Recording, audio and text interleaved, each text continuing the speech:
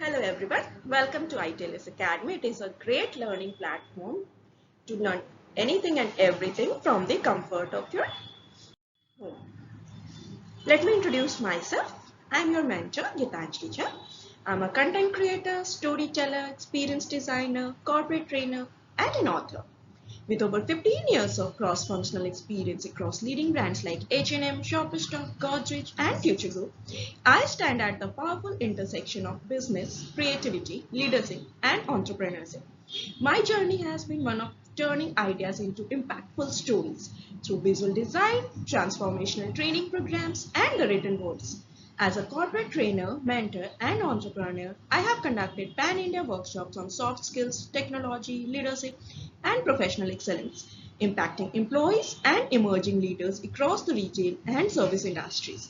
I don't just train people to perform better, I help them think like leaders, act like entrepreneurs, and build careers with ownership and purpose. I have had the privilege of serving as a guest lecturer at NIFT and Vogue Institute and of contributing to non-profit education initiatives through Unnati, where I work closely with young minds to help them rise beyond limitation and circumstances. Trust me, giving back brings boundless joys to us. Alongside my corporate journey, I am also a published fiction author of two novels, F Factor and Love Arranged. Storytelling is at the heart of everything I do. It shapes how I communicate, how I train, and how I help leaders connect with people, vision, and impact. My academic foundation includes a degree in fashion technology from NIFT, an MBA from NIRM, and professional certifications in digital marketing from Google and content design, a blend that fuels both strategic leadership and creative execution.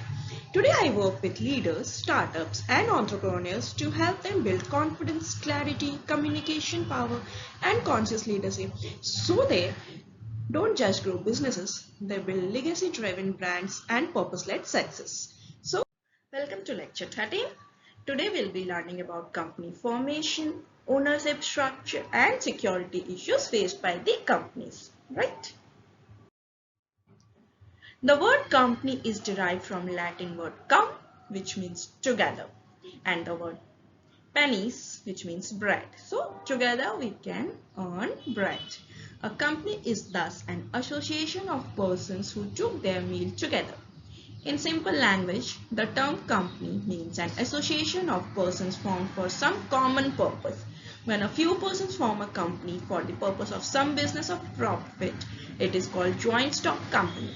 The persons forming the company are called shareholders. Great. Company formation. What is it? Company formation is the process of creating a legal business entity, typically involving four key stages. Promotion, that is idea conception, planning, promoters. Second one is incorporation, that is registration with authorities, filling documents like MOA, AOA. Number 3 is capital subscription, which involves raising funds, especially for public companies via prospectus. And number 4 and last stage is commencement, that is officially starting business after getting necessary certificates and approval. So these are the 4 stages of company formation. Let's learn about them one by one. Stages of company formation. First one is promotion. This is the first stage of a formation of a company, and the word promotion refers to the allocation of various activities designed for a particular company or enterprise. At the time of this stage, the company needs a lot of things for the establishment like capital, property, business objects, efficiency, and so on. Here we determine values and missions of the organization, the structure of the organization, right? Products and services which can be added later on. The persons who initiate the particular business or companies are known as promoters, and any promoter needs willpower, capacity, diligence, courage, foresightedness, self-respect to start a business and become successful. So as a bio-entrepreneur, you should possess all these qualities. Promotion of a company is the combination or sum total of all the activities related to the incorporation of a company. The promotion stage includes various stages to fulfill the desired results of the first stage. Number 1 is discovery of an idea. Everything starts with an idea. So, discovery of an idea means finding or thinking about a particularly new idea for establishing the new business. This step is very important step to initiate or expand the new business because it helps to provide the framework attitude of the new business, right? Once your idea is finalized, second step is take action on your ideas. So it has two parts. Number one is detailed investigation. After the time of initiation, the promoters reach the investigation stage for collecting the particular source of data from the market. Number two is assembly of necessary materials. After the time of the investigation, it's time to assemble the resources of the company and keep it in a safe place and prepare it for your company's formation, right? Number second step is registration. Registration or incorporation stage. This is the second stage of formation of company, and at this stage it is compulsory to decide the name, location and legal documentation of the company. This stage is very important because in this stage the companies transfer our legal documents to the registrar office at the registrar of the company. So all the legal procedures are finalized in second stage. Procedures for registration of a company, let's understand it. At the time of registration, there are various legal documents required for the incorporation of the company. What are these documents? Memorandum of Association or MOA. MOA is a document that is seen as a very important document for any company. This document is required at the time of incorporation of company. In this document, the proper description of a seal of the company and its members' name, address, profession, signatures are essential. If any company does not have its memorandum, then it will be not allowed to do the business. Hence, it is an important document which we need to possess to identify the rights and procedures of the company. What are the clauses or contents of Memorandum of Association? Name, domicile, objects, liability, capital and subscription. So, as an entrepreneur, you have to understand these in details and ensure that these are properly described. The names are correct, domicile is correct, objectives is correct, the capital declaration is correct, so that in the time of audit you don't face any issues. Great. Then there is Articles of Association or AOA. It is another important document that is necessary for any company at the time of establishment. It also includes the internal and sub-internal rules of the company which are made for the fulfillment of the works explained in the memorandum document of the company. When a company is registered, then it is very important to have the Articles of Association, and it is also extremely necessary to have the Memorandum of Association because these two reflect the nature and scope of any company. So these two are basic documents which we need before starting the company. There are many other agreements such as the promoters of the company submit the other documents along with MOA to registrar office. The other agreements are promoters give the notice of the location of the authorized officer of the company, indicate proper knowledge and information about the directors, provide necessary signed articles to the registrar office from other director of the company with the full address, name and signatures as well. Next stage or the third stage is capital subscription. What happens in this stage? This is the third stage of formation of company. Here the promoters of the company will decide the capital structure of their company because managing any company for their capital is an important task. So you need funds to run your company. So at this stage we declare from where we will be taking the funds, investments, capital. So you collaborate with venture capitalists, angel investors and shareholders, right? The private company can deposit its capital from limited members by the company, but the public company has to observe with the varied legal rules for the collection of capital. So if you are planning to go for IPO and all, we have to meet that necessary legal documents. The company runs many advertisements around the public, issuing a prospectus for the public and informing the share market for the collection of capital. Last and fourth stage is commencement of business days. So you have met all the legal requirements, you have raised the capital, you have your idea finalized. Now is the time to do the business. This is the fourth stage of formation of a company, and it means at this stage the company gets a legal approval certificate from the registrar office for the purpose of running a specific company or business. When a company's legal documents are verified by any registrar under section 149(1) and 149(2), then the company gets a legal certificate to run the business. So before starting your business, you need to procure these certificates from the registrar office. The legal certificate is also known as certificate of commencement of business. Great. So from here you do the business. Now comes ownership structure. Your company formation is done. How you will define its ownership structure. A company's ownership structure defines how control and financial rights are distributed among owners, that is shareholders, members, partners, and influences governance, showing who makes decisions, control assets and benefits from profits, ranging from a single owner, that is sole proprietorship, to complex public corporations with various investor types such as promoters, institutions, retail. Great. Now, let's learn about different types of ownership. First one is sole proprietorship.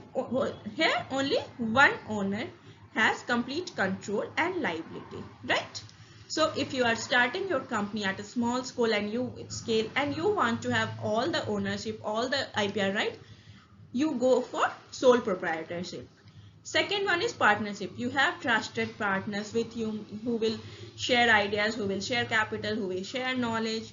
So then comes the partnership. Two or more individuals share ownership, profits and liabilities. Then it becomes partnership. Number 3 is limited liability company. That is flexible. It combines corporate liability protection with the partnership such as tax benefits, right?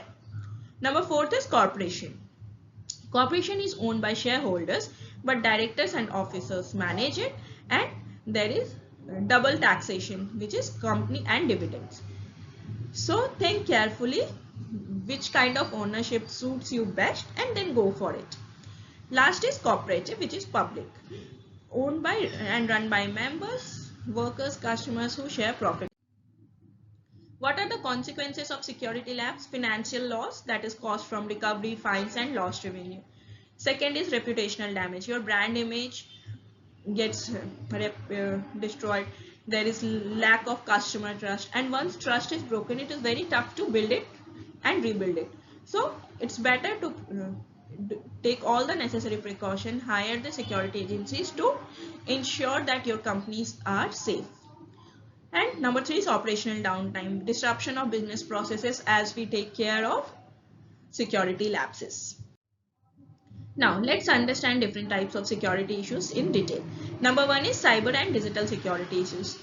What all come under this? Phishing and social engineering, tricking employees into revealing credentials or installing malware through fake emails or messages. Number 2 is ransomware. What happens? Encrypting data and demanding payment for its release, crippling operations. Number 3 is malware, which involves viruses, spyware and other malicious software designed to steal data or disrupt systems. Number 4 is data breaches, unauthorized access and theft of sensitive customer, employee or company data. Number 5 is zero-day exploits, attacks leveraging the undiscovered software vulnerability before patches are available. Inadequate patch management, which means failing to update software to fix known security holes. So you need to have a proper security team in place who will take care of all this, who are expert in this, so that you can focus on entrepreneurship, right? This should not come as surprise because all this is happening on daily basis.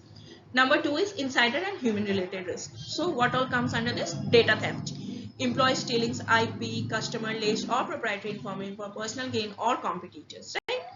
Not everyone is as ethical as we want them to be.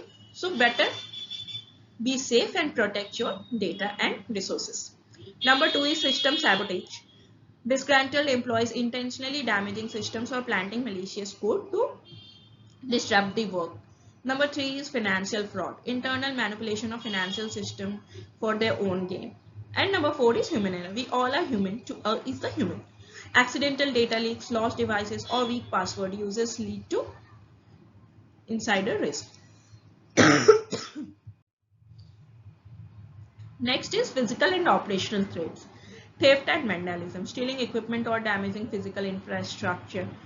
It might happen intentionally and it might happen by external sources. Unauthorized access, uninvited individuals gaining entry to secure areas and stealing data. And natural disasters, which is not in our hand, but we can always go for insurance and keeping the backup somewhere safe.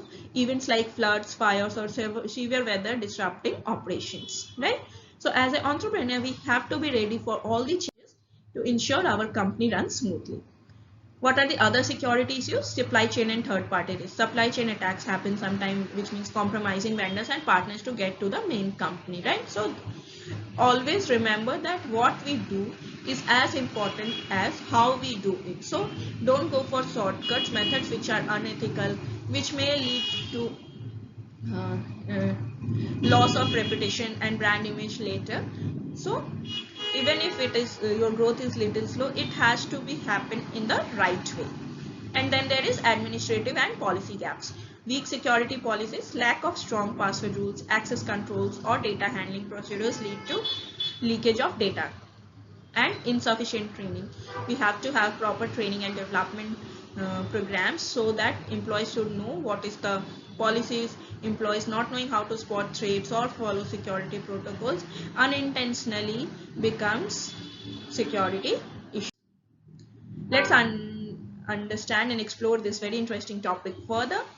Learn about the company formation of your nearest biotech entrepreneurs, why they choose this, what was the process, how long it took to create a company, so that all this learning will help you to make less mistakes and grow faster.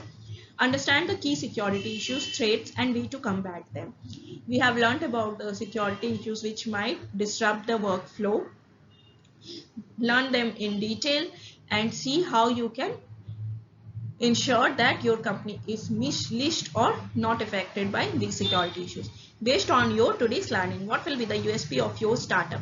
What will be its story? How you will define its values, mission, and vision, right?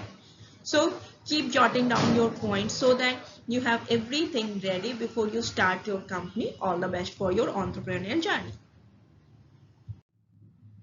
Follow us on social media, Insta, Facebook, YouTube, WhatsApp, and LinkedIn. Subscribe to our channel to get more related articles and keep learning. Thank you for watching this video. Do like, share, and subscribe. You can call us at our helpline number, and if you have any doubts, you can also comment in the comment section. Have a great day. I'll see you soon with next video.